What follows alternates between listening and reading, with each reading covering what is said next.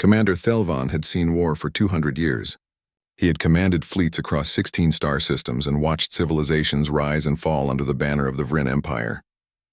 His scales bore the scars of 1,000 battles, and his name was spoken with reverence in military academies across the Galactic Confederation. When he walked through the corridors of power, younger officers stepped aside and lowered their eyes. He was a legend, and he knew it. So when the Confederation Council assigned him to observe the humans, he considered it an insult. The briefing room was cold, as always. Thelvan stood before the holographic display, his forearms crossed as he reviewed the data. Earth. A small blue world on the edge of the galaxy. The humans had joined the Confederation only 30 years ago, and already they were demanding a seat on the military council. The audacity of it would have been amusing if it were not so pathetic. 400 years of spaceflight, Thelvan muttered, scrolling through the records. Primitive fusion drives. Kinetic weapons. No shield technology worth mentioning. He looked at the human fleet composition and almost laughed. 47 ships. The Vryn had patrol groups larger than that. Ambassador Jiho sat across from him, calm and composed. The human was small, as all humans were, with dark hair and eyes that seemed to absorb light rather than reflect it. He wore a simple gray suit, nothing like the elaborate armor of Confederation dignitaries. Everything about him seemed plain, unremarkable. Commander Thelvan, Jiho said, his voice soft. I understand you have concerns about our military capabilities. Concerns? Thelvan turned to face him fully. Ambassador, your species has been at peace for 2 centuries. You have no experience with galactic warfare. The Krell swarm has destroyed 12 civilizations. They do not negotiate. They do not surrender. They consume everything in their path. He gestured at the hologram.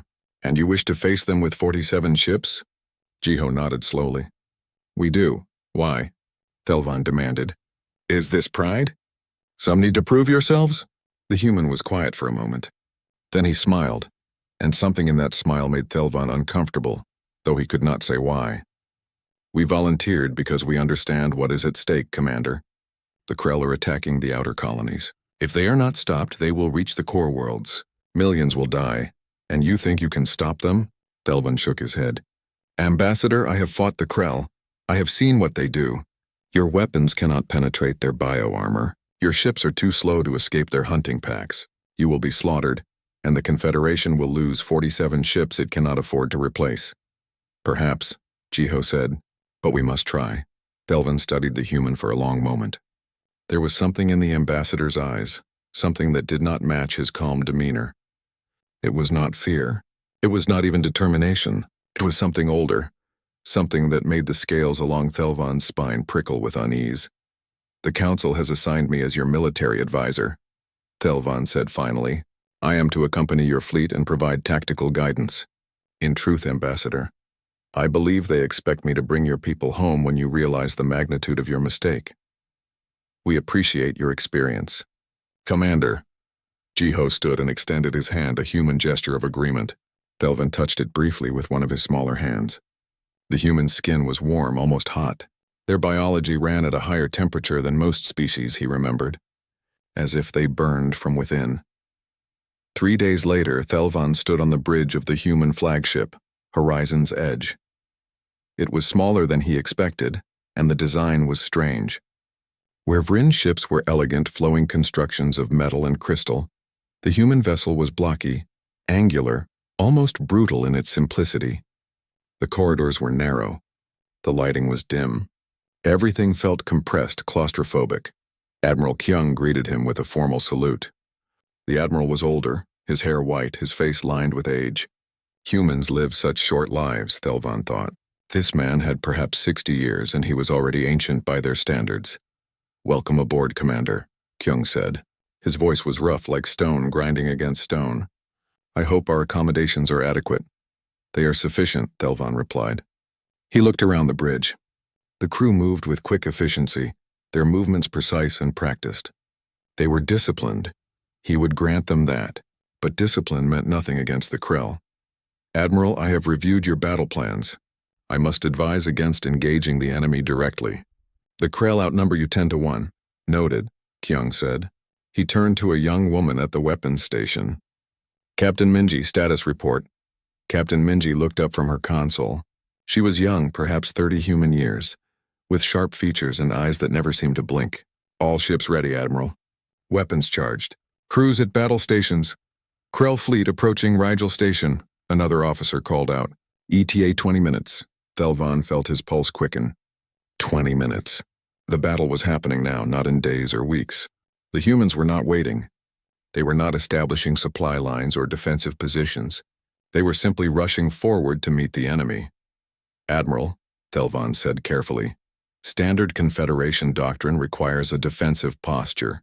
We should establish a perimeter around the station and force the Krell to come to us. Kyung nodded. Standard doctrine? Yes. He looked at Thelvan, and there was that same quality in his eyes that Thelvan had seen in Ambassador Jiho. Something old, something that did not belong in such a young species. Commander, how many battles have you won using standard doctrine? Hundreds, Thelvan said. And how many have you lost? Thelvan hesitated. 12. We have different mathematics, Commander. Kyung turned back to the view screen. The Krell fleet was visible now, a massive swarm of organic ships that moved like a school of predatory fish. They were beautiful in a terrible way, all curves and teeth and pulsing biolight. In our calculations, losing is not an option. The comm channel crackled. Captain Minji's voice came through, calm and clear. Indomitable to flagship. We have visual on the enemy. Requesting permission to engage. Granted, Kyung said. All ships execute attack pattern Omega 7. Thelvan pulled up the tactical display, trying to understand what he was seeing. The human ships were breaking formation, scattering in what looked like complete chaos. Ships dove toward the station, using its gravity well to slingshot themselves at impossible angles. Others accelerated directly at the Krell fleet, their paths converging on what appeared to be a suicide trajectory. Admiral, your formation is collapsing, Thelvan said, alarm creeping into his voice. Your ships are isolated. The Krell will pick them off one by one. No, Kyung said quietly. They will try. The first human ship, a small frigate, shot past the Krell vanguard and detonated its entire missile payload at point-blank range. The explosion tore through 3 Krell bioships, ripping them apart in a cascade of flame and frozen atmosphere. But the frigate did not pull away. It kept going, ramming directly into a 4th Krell vessel. Both ships vanished in a white-hot fireball. Thelvan stared in horror. They sacrificed themselves. Lieutenant Deho knew the mission parameters, Kyung said. His voice was steady, but Thelvan could see the tension in his shoulders. He volunteered. Across the battlefield, the pattern repeated. Human ships darted and weaved, refusing to engage in the orderly battle lines that Confederation forces used. They hid in debris fields. They used asteroids as shields and weapons, pushing them into Krell formations with precisely timed explosions. When their shields failed, they rammed. When their weapons ran dry, they self-destructed at strategic points. It was chaos.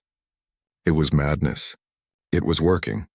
The Krell, for all their ferocity, seemed confused. They were pack hunters, evolved to swarm and overwhelm. But the humans would not hold still. They would not fight fair.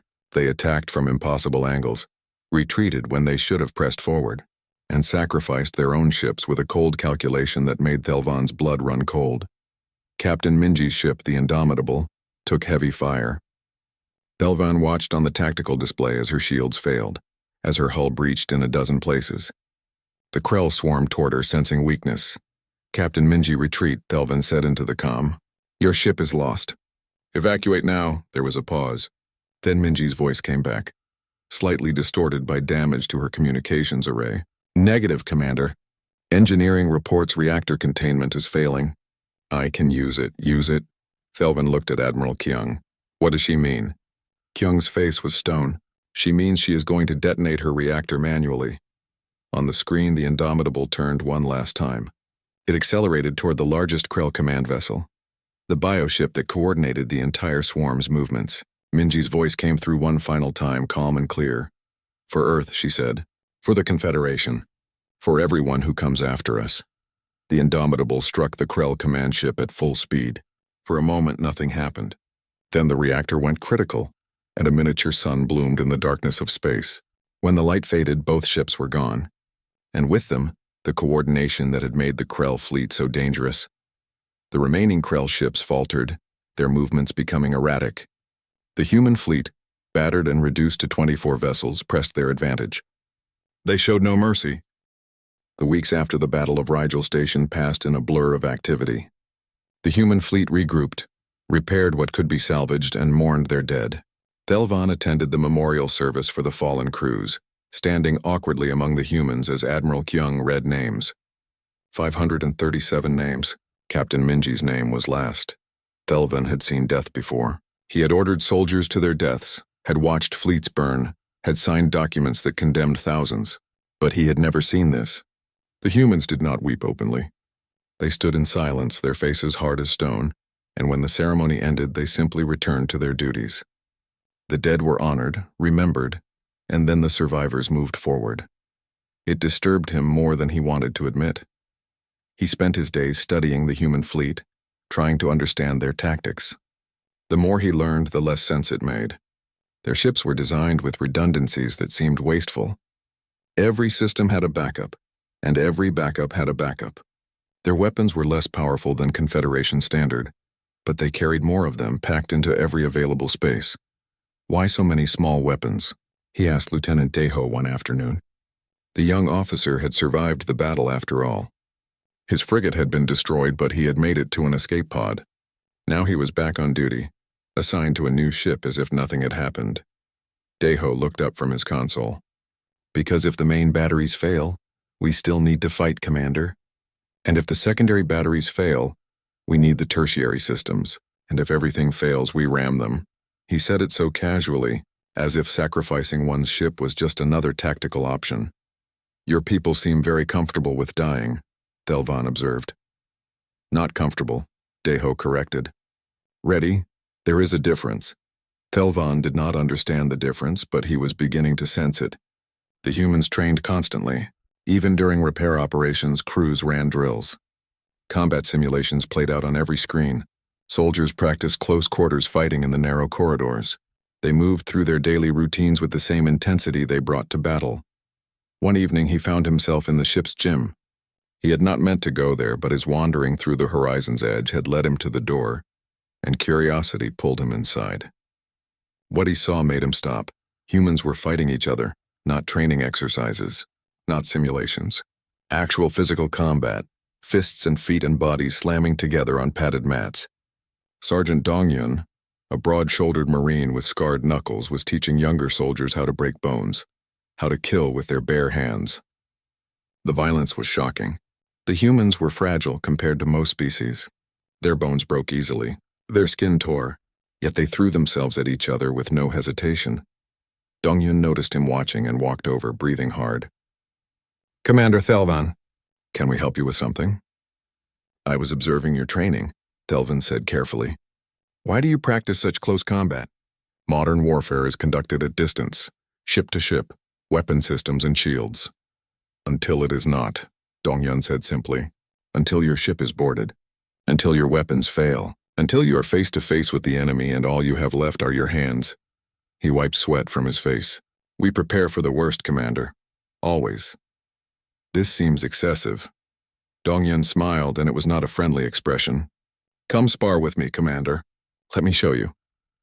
Thelvan wanted to refuse, but something in the Marine's eyes made him accept. He stepped onto the mat. Dongyun moved into a fighting stance, and before Thelvan could prepare himself properly, the human attacked. It was over in seconds. Thelvan was bigger, stronger, had 4 arms to the humans too, but Dongyun moved like water, slipping past Thelvan's defenses, striking pressure points using leverage and momentum to throw the larger alien off balance. Thelvan found himself on his back, staring up at the ceiling with Dongyun's knee pressed against his throat. We are smaller than most species, Dongyun said quietly, weaker in raw strength. So we learn to fight smarter, harder. We learn to turn our weaknesses into weapons. He released Thelvan and offered a hand to help him up. We have been practicing this for thousands of years, Commander. Since before we had ships, since before we had guns, since we were just animals trying to survive on a hostile world. Thelvan took the offered hand and stood. His pride was bruised, but something else had taken root in his mind. A question that kept growing larger. How long have humans been at war? Dongyun thought about it. How long have humans existed? Since then, I suppose. That night, Thelvan requested access to the Human Historical Database. Admiral Kyung granted it without question, and Thelvan spent hours reading through the records. What he found made his scales prickle with unease. War. Endless war. Humans fighting humans across every continent of their world. Wars over land, over resources, over ideas and religions and pride. Wars that lasted days and wars that lasted decades. He read about ancient empires rising and falling. He read about weapons that got more terrible with each passing century. Swords became guns. Guns became bombs. Bombs became weapons that could crack planets. He read about the world wars. Conflicts so massive they reshaped human civilization. Millions dead, cities burned, and yet humanity survived, rebuilt, and kept fighting. There were periods of peace, but they never lasted. Humans seemed incapable of not fighting. Fascinating, is it not? Thelvan looked up to find Dr. Soman standing in the doorway of the archive room. She was elderly by human standards, her hair white, her face deeply lined. She carried herself with the authority of a scholar, and her eyes were sharp behind thin glasses. Dr. Soman, Thelvan said, I did not hear you enter. You were absorbed in our history. She came closer, looking at the screens he had opened. The 20th century, one of our bloodiest periods. Over 100 million dead in the world wars alone. How did your species survive? Thelvan asked. Most civilizations that turn their weapons on themselves do not recover. We are stubborn, Soman said with a slight smile. And we learn. Slowly, painfully, but we learn. She pulled up a chair and sat beside him. Commander, may I ask why you are studying our history? Thelvan gestured at the screens.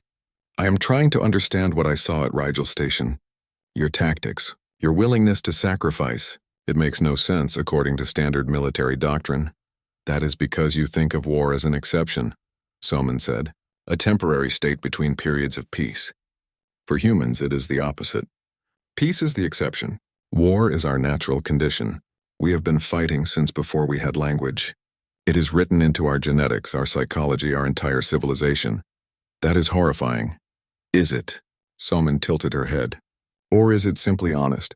Every species fights, Commander. We are just the ones who admit it, who study it, who prepare for it constantly.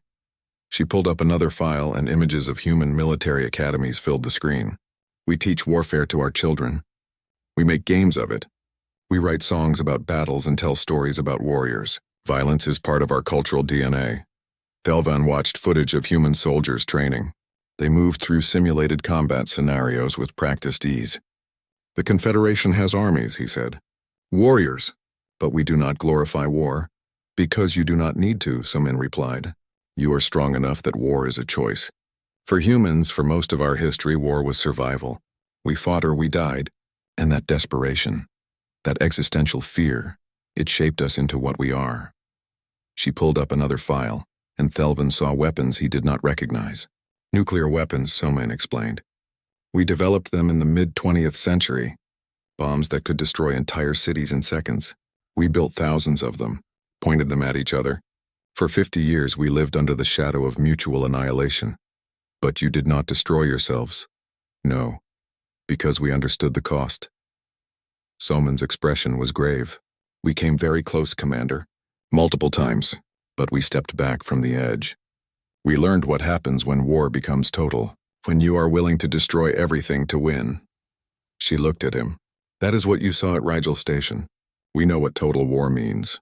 We have practiced it on ourselves. Thelvan felt cold despite the warm air. You developed tactics to exterminate your own species. Yes. And then we decided not to use them on each other. Soman stood. But we kept the tactics, Commander. We kept the weapons. We kept the knowledge. Because we knew that someday we might face an enemy that would not show us mercy. An enemy like the Krell. She walked to the door, then paused. You asked how we won at Rigel Station. The answer is simple. We fought like we were already dead. Like we had nothing left to lose. Because we know deep in our bones that sometimes that is what survival requires.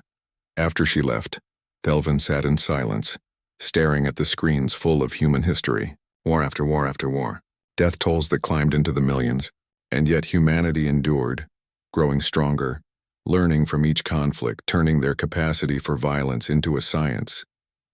He thought about Captain Minji, calmly flying her ship into the enemy. He thought about Lieutenant Deho, climbing back into a fighter after watching his crew die. He thought about Admiral Kyung's words. What you saw today was us holding back. What did that mean? What were humans capable of if they stopped holding back? The comm on his wrist buzzed. It was Kyung.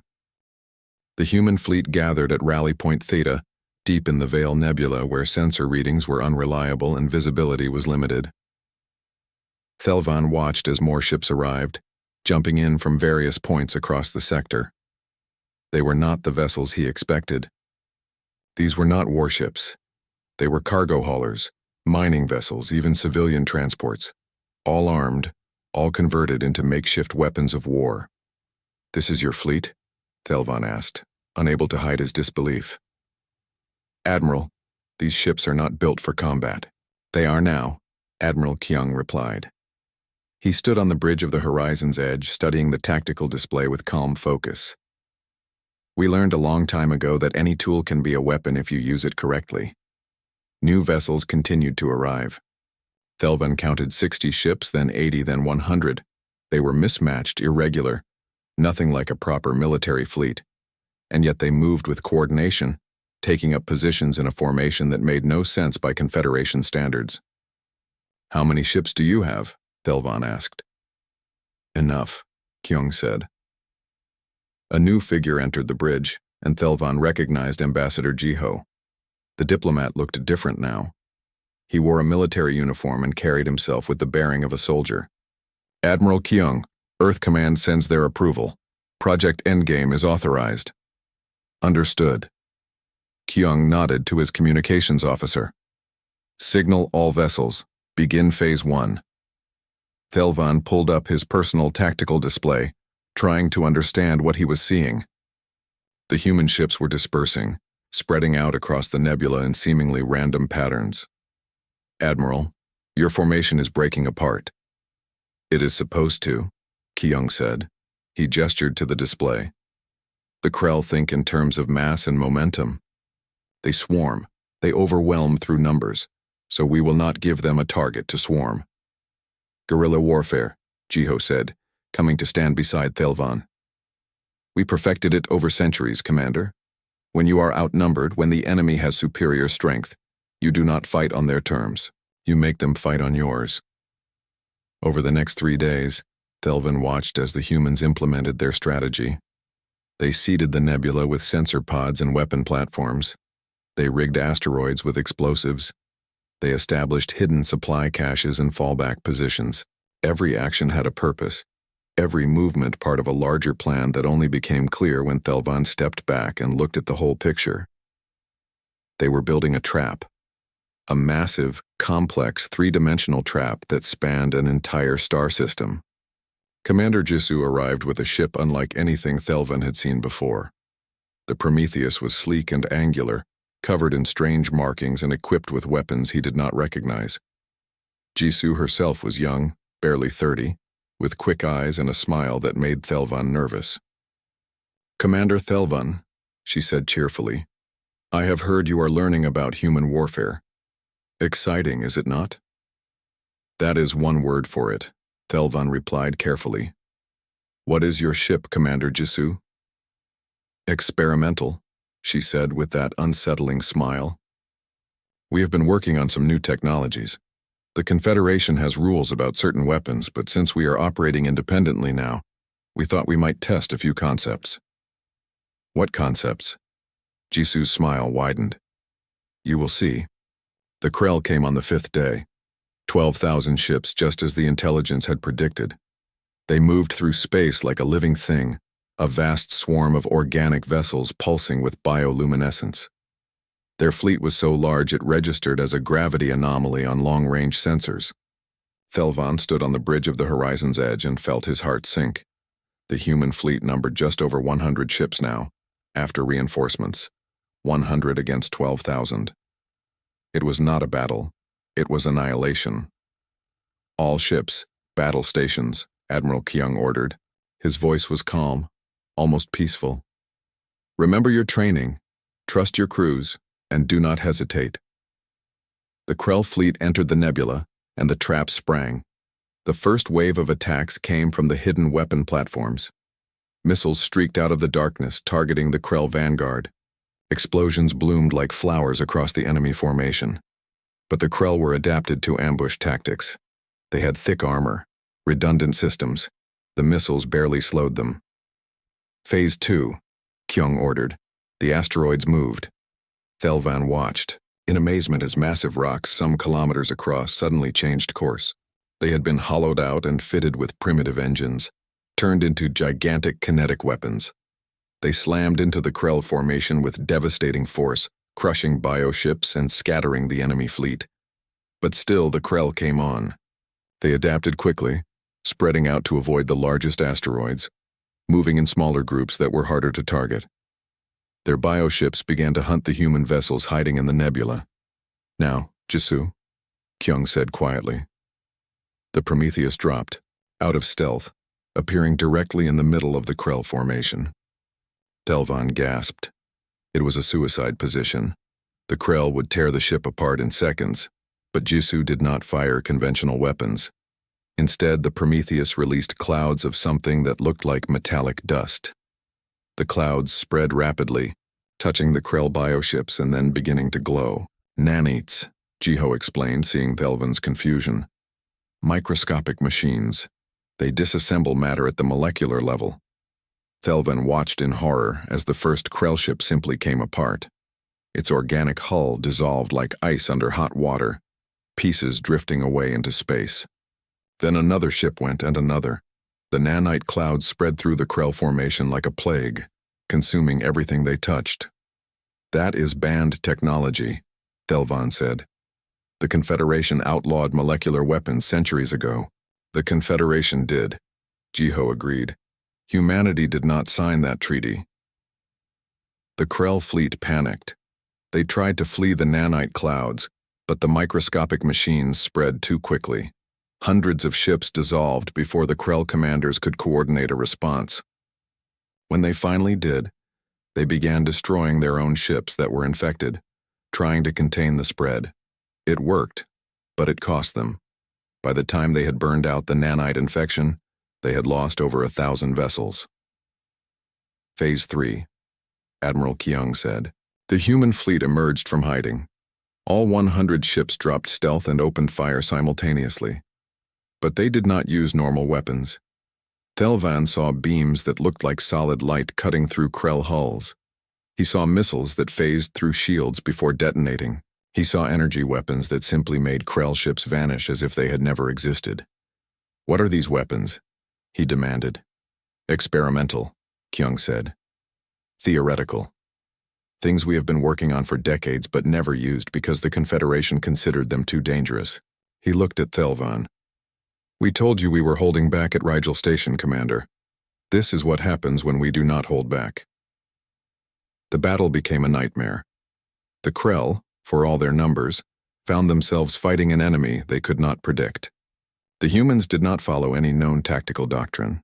They attacked from impossible angles, used weapons that should not exist, and employed strategies that bordered on insanity. Colonel Hyunwoo led boarding parties onto Krell ships. Thelvan watched the feeds in disbelief as human soldiers fought through the organic corridors of enemy vessels, using weapons designed specifically to kill the insectoid species. They showed no mercy. They cleared each ship methodically, efficiently, and left nothing alive. "This is extermination," Thelvan said quietly. "Yes," Kyung agreed. "Do you know why the Krell are so dangerous, Commander? It is not their numbers or their bioships. It is because they cannot be negotiated with. They do not surrender. They do not retreat unless forced. They consume everything in their path." He looked at Thelvan with those ancient eyes. "We are giving them what they would give us. Total war. Absolute defeat. We are showing them that humanity is a species they should fear." The battle raged for 18 hours. The Krell fought desperately, trying to use their superior numbers to overwhelm the human fleet. But the humans had planned for this. Every tactic the Krell employed, the humans had a counter. Every weapon the Krell used, the humans had a defense. And when the Krell finally began to retreat, The humans pursued. They hunted down fleeing ships and destroyed them. They tracked the Krell supply lines back to their staging areas and annihilated them. They showed no mercy, no hesitation. Thelvan found General Tai Yong on one of the command ships coordinating the pursuit. The general was elderly, his face heavily scarred, and he moved with the careful precision of someone who had seen too much war. "General," Thelvan said, "the Krell are retreating. The battle is won. Why do you continue to pursue them?" Taehyung looked at him with tired eyes. "Because if we do not, they will regroup. They will rebuild. And they will come back stronger." "We cannot give them that chance, Commander. We must break them completely. You are committing genocide." "No," Taehyung said firmly. "We are ensuring survival. There is a difference. The Krell have destroyed 12 civilizations. How many more? Will they destroy if we show mercy now? How many millions will die because we were not willing to do what was necessary?" He pulled up a holographic display showing the Krell fleet. Over half of their ships were destroyed or disabled. "We are not monsters, Commander. We do not enjoy this. But we understand the mathematics of survival. Sometimes, to save many, you must be willing to do terrible things." The weeks following the battle were strange for Thelvan. He had expected celebration, victory parades, the kind of triumphant display that usually followed a major military victory. Instead, the human fleet simply went to work.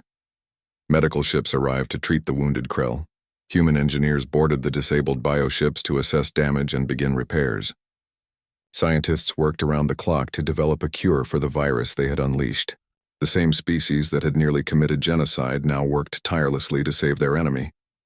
Thelvan wandered through the corridors of the horizon's edge, trying to make sense of what he had witnessed. He found himself in the medical bay, where both human and Krell wounded were being treated side by side. A human doctor, a young woman named Yuna, was tending to a Krell soldier whose leg had been torn apart by weapons fire. "Does it hurt?" Yuna asked gently, though the Krell probably could not understand her words. She injected something into the alien's carapace, and the Krell's chittering reduced to a soft clicking. "Pain medication," Thelvan realized. "Why do you help them?" Thelvan asked. Yuna looked up, surprised to see him. "Because they are wounded, Commander. And I am a doctor. My job is to heal regardless of species." "But days ago you were trying to kill them." "Days ago they were trying to kill us," Yuna replied calmly. She continued working on the Krell's leg, her movements practiced and efficient. "But the war is over now. They surrendered. So now they are patients, not enemies." Thelvan watched her work in silence. The ease with which she shifted from warrior to healer disturbed him, as if violence and compassion were simply tools to be employed as needed, with no conflict between them. He found Ambassador Jiho in one of the conference rooms, negotiating with Krell representatives. The insectoid aliens clicked and chittered, their body language submissive. Jiho listened patiently, using a translation device to understand their requests. "They want to know if we will execute their command staff," Jiho explained to Thelvan. "It is their custom. The defeated leaders are consumed by the victors. What will you tell them?" "That we do not execute prisoners of war," Jiho said. "That their leaders will face trial in a Confederation court. But we do not practice revenge killings." He looked at the Krell representatives. They do not understand. Mercy is not part of their culture. Over the following weeks, Thelvan observed the humans implement their plan for the Krell. It was comprehensive and surprisingly generous. The Krell would be given colony worlds under Confederation supervision. They would be provided with resources to rebuild. In exchange, they would disarm their military and accept integration into galactic society. "You are rehabilitating them," Thelvan said to Admiral Kyung one evening. They stood together in the observation deck, watching human ships escort Krell vessels to their new homes. "We are giving them a choice," Kyung corrected. "They can join us peacefully, contribute to the Confederation, and prosper. Or they can resist and face consequences. Most choose peace when given a real option. But you were willing to exterminate them." "Yes," Kyung acknowledged. "And that willingness, that demonstrated capability, is what makes our mercy meaningful. If we were weak, they would not respect the peace. But they know what we can do. They know we chose not to. That creates a foundation of fear and respect. Thelvan considered this. So your brutality in war serves your generosity in peace. Exactly. Kyung smiled slightly. We learned this lesson over centuries, Commander.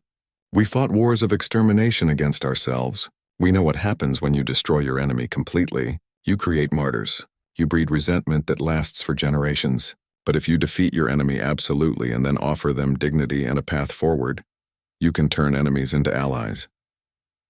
The Confederation does not think this way. No, Kyung agreed. The Confederation thinks in terms of stalemate and containment. You fight defensive wars, establish boundaries, create buffer zones. It works mostly. But when you face an enemy like the Krell, one that does not respect boundaries, you need a different approach. He gestured out at the stars. Humans have fought every type of war imaginable. We have been conquerors and conquered. We have committed atrocities and we have been victims of atrocities. We have learned from all of it. And the most important lesson we learned is this. How you end a war determines whether you will fight it again in 20 years. Thelvan was called to testify before the Confederation Council. He traveled to the capital world, to the Great Hall where representatives from hundreds of species gathered to govern the galaxy. The Council wanted his report on human military capabilities and his recommendation on humanity's role in the Confederation. He stood before the assembly, feeling the weight of their attention. High Counselor Vexnar of Rin, like himself, presided over the session. Commander Thelvan, Vexnar said formally, you have observed human military operations for several months. You witnessed the Battle of Rigel Station and the campaign against the Krell. What is your assessment? Thelvan took a breath. Humanity is the most dangerous military force in the galaxy. A murmur ran through the chamber. Vexnar raised a hand for silence. Explain. They do not fight like any species we have encountered, Thelvan said carefully. They are willing to sacrifice themselves without hesitation.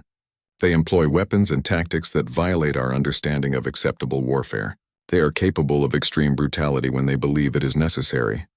He paused. And they are equally capable of mercy when they choose to show it. We have reviewed your reports, another counselor said. The humans deployed banned weapons, molecular disassemblers, biological warfare. They nearly committed genocide against the Krell.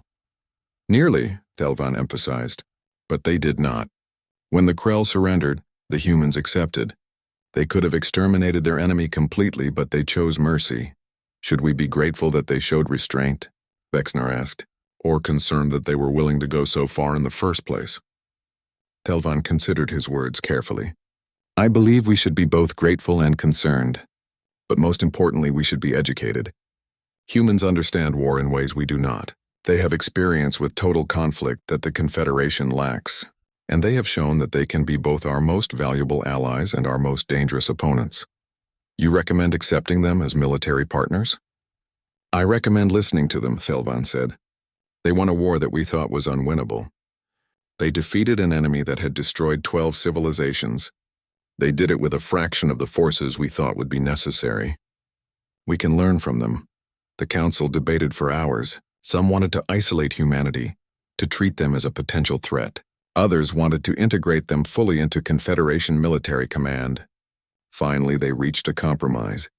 Humanity would be granted full military autonomy within Confederation space, allowed to maintain their experimental weapons and unusual tactics, but required to accept oversight and agree to certain restrictions.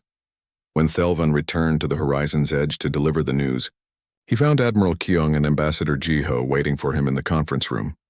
The Council has made their decision, Thelvan said. You are to have full military autonomy subject to oversight. You may keep your weapons and your tactics, but there will be restrictions and monitoring. Jiho nodded slowly. We can accept that, can you? Thelvan asked. The restrictions are significant. You will not be able to use certain weapons without Council approval. Your operations will be reviewed. Your tactics will be studied and potentially limited. We can work within those boundaries, Kyung said. For now, Thelvan caught the implication. You believe the restrictions will not last. I believe the galaxy is changing, Kyung replied. The Krell were not the last threat we will face. There are others out there, Commander. Older things. More dangerous things. And when the Confederation faces something it cannot handle with standard tactics, they will come to us. They will ask us to do what they cannot do themselves. And at that moment, the restrictions will fade away. You sound very certain of this. Because we have seen it before, Jiho said quietly. In our own history, societies develop rules for civilized warfare. They agree to limitations and restrictions. And then a real threat appears. Something that does not follow the rules, and suddenly all those restrictions are abandoned. The Confederation is no different. You are idealists. We respect that. But we are realists. We know what is coming. Thelvan felt a chill run down his spine. What do you know? Kyung pulled up a holographic display. It showed data that Thelvan did not recognize. Strange energy readings from deep space. Signals that should not exist. We have been monitoring these for years, Kyung explained. Long before we joined the Confederation, we believe there is something else out there. Something old. Something that has been waiting. You have not shared this with the Council? We tried, Jiho said. They dismissed it as speculation, said we were seeing patterns that did not exist, but we know better. We have been here before, Commander. We have faced the unknown, and we have learned to prepare for it. He looked at Thelvan directly. That is why we developed the weapons we used against the Krell. Not because we wanted to fight them, but because we knew something worse was coming. 6 months passed in what humans called peace, but what Thelvan was learning to recognize as simply preparation for the next war. He had taken up permanent residence aboard the Horizon's Edge, observing human military operations and filing regular reports to the Confederation Council. Most of his reports were ignored or dismissed. The Council did not want to hear about human innovations in warfare. They wanted assurances that humanity was being controlled. Thelvan could not give them those assurances because they were not true. He found Dr. Salman in the archive room, as he often did these days. The elderly historian had become something like a friend, one of the few humans who seemed willing to explain rather than simply demonstrate. She was reviewing footage from the Battle of Rigel Station, making notes for what she called her research into comparative warfare. Commander, she greeted him warmly. Come to learn more about human brutality? I come to understand human mercy, Thelvan replied, settling into a chair beside her. I have seen your people in war. I have seen what you are capable of. But I still do not understand why you stopped. When we defeated the Krell, Soman asked, yes, you had them beaten. You could have destroyed them completely. You had the weapons, the will, the justification, yet you accepted their surrender and helped them rebuild. Why? Soman was quiet for a moment, considering her words. Let me tell you a story, Commander, about a war on Earth, long before we reached the stars. She pulled up historical footage showing cities in ruins, people starving, entire nations destroyed. This was the Second World War, the most destructive conflict in human history up to that point.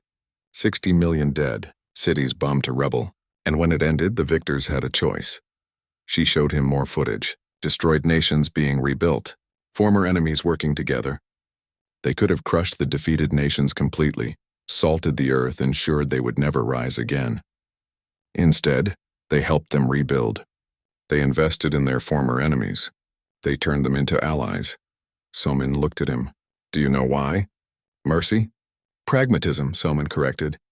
They learned from previous wars that crushing your enemy completely just creates resentment and future conflict. But if you defeat them, then help them rebuild with dignity, you create lasting peace. The nations that were enemies in that war became the closest of allies within a generation. So you help the Krell because you believe they will become allies? We help the Krell because we believe it is the best path forward, Soman said. Will they become true allies? Perhaps, perhaps not. But we have given them a choice. They can join the galactic community peacefully, or they can resist and face consequences. Most beings, when given a real choice, choose peace. Thelvan thought about this. But you were still willing to exterminate them. Yes, Soman said simply. Because sometimes the threat of absolute violence is what makes peace possible. If the Krell thought we were weak, if they believed they could wait and attack again later, they would never truly surrender. But we showed them what we are capable of. We demonstrated that resistance means extinction. And then we offered them mercy. That combination, fear and hope, is what creates lasting change. She pulled up another file, and Thelvan saw footage he had not seen before. Human cities devastated by nuclear weapons. Millions dead in seconds. We did this to ourselves, Commander. We brought our species to the edge of extinction. And we stepped back from that edge and said never again. But we kept the weapons. We kept the knowledge, because we understood that someday we might face an enemy that would not show us mercy. An enemy like the Krell. And if another such enemy appears, Selman's expression was grave, then we will do what we always do. We will fight with everything we have. We will use every weapon, every tactic, every advantage. We will be absolutely brutal, and if we win, we will offer mercy, because that is what separates us from the monsters we fight. She stood and placed a hand on his shoulder, a gesture of warmth that still felt strange to Thelvan. You asked why we stopped. The answer is simple. Because we could, because we had won completely enough that mercy was safe. If there had been any doubt, any chance that the Krell could regroup and threaten us again, we would have finished them. But they were broken, so we chose compassion. Your species contains contradictions, Thelvan said. All species do, Soman replied. We just admit to ours. The alarm shattered the peaceful moment. Red lights flashed through the corridors and a voice crackled over the intercom. All personnel to battle stations. Unknown contact detected. Multiple signatures. This is not a drill. Thelvan and Soman rushed to the bridge. When they arrived, they found controlled chaos. Officers were moving quickly between stations, pulling up displays and coordinating responses.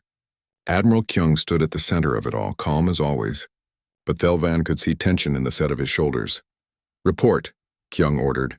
Deep space sensors detected massive energy signatures, the sensor officer replied. Distance approximately 50 light years. Moving this direction. Configuration unknown, not matching any known species profile. How massive? Kyung asked. The sensor officer hesitated. Admiral, the energy output suggests vessels considerably larger than anything in Confederation records. Hundreds of them. Ambassador Jiho entered the bridge, still fastening his uniform jacket. Is it them? We believe so, Kyung replied.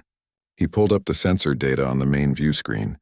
Thelvan stared at the readings, trying to make sense of what he was seeing. The signatures were enormous, each one dwarfing even the largest Confederation vessels. What is this? Thelvan demanded. What have you been hiding? Kyung turned to face him. Commander Thelvan, we told you we believed something else was out there. Something old. Something waiting. We were correct, he gestured to the view screen. We have been detecting these signals for 30 years. Faint traces, subtle anomalies, things that should not exist. We tried to tell the Confederation Council, but they dismissed it. So we prepared alone. Prepared for what? For this, Jiho said quietly. We call them the eldest. We do not know their real name. We do not know what they want. But we know they are ancient. Older than the Confederation. Older than any current civilization in the galaxy. The censor officer called out, Admiral, we are receiving additional data. The signatures are accelerating. ETA to Confederation space, approximately 6 months. 6 months. Thelvan felt his hearts racing. We must warn the Council immediately.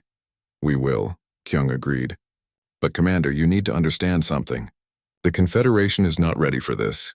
Your fleets are designed for territorial defense and small-scale conflicts. Your tactics are built on the assumption that your enemies think like you do, value what you value. These eldest, they are something else. How do you know? Because we have been studying them, Jiho said. He pulled up more data. Years of research that humans had been conducting in secret. We have analyzed every signal, every trace. We have built models of their technology, their probable capabilities. And Commander, they are beyond anything the Confederation has faced. Thelvan looked at the data in growing horror. If the human estimates were correct, a single one of these eldest vessels could devastate an entire fleet. Hundreds of them could sterilize planets. Why did you not tell the Council about this research? We did, Kyung said flatly. 3 times. Each time we were told we were alarmists. That we were seeing patterns that did not exist. That our militaristic culture was making us paranoid. His expression hardened. So we stopped asking for permission and started preparing anyway. He pulled up schematics that made Thelvan's blood run cold. Weapons that made the ones used against the Krell look primitive. Ships designed specifically for warfare on a scale beyond anything Thelvan had imagined. Strategies that assumed total warfare from the first moment of contact. You have been preparing for this war for 30 years, Thelvan said slowly. Since before we joined the Confederation, Kyung confirmed. Why do you think we were so eager to gain access to your technology, your resources, your star charts? We needed to understand the galaxy we would be defending. Defending. Thelvan stared at him. You assumed you would be the ones defending us? Someone has to, Jiho said simply. The Confederation military is powerful, Commander. But it is not designed for this kind of conflict. Your fleets are built for police actions and territorial disputes. You negotiate, establish boundaries, create treaties. Those strategies work against species like yourselves. They will not work against the eldest. You do not know that, we do, Kyung said firmly. Because we have studied them and we recognize the pattern.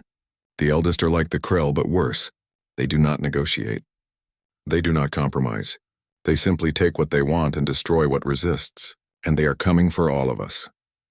He looked at Thelvan directly. You asked why humanity fights the way we do. Why we are willing to be so brutal. This is why.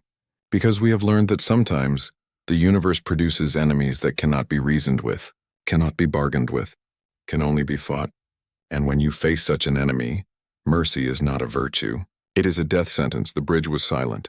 Thelvan looked around at the human faces, seeing no fear, only grim determination. They had been preparing for this moment for decades.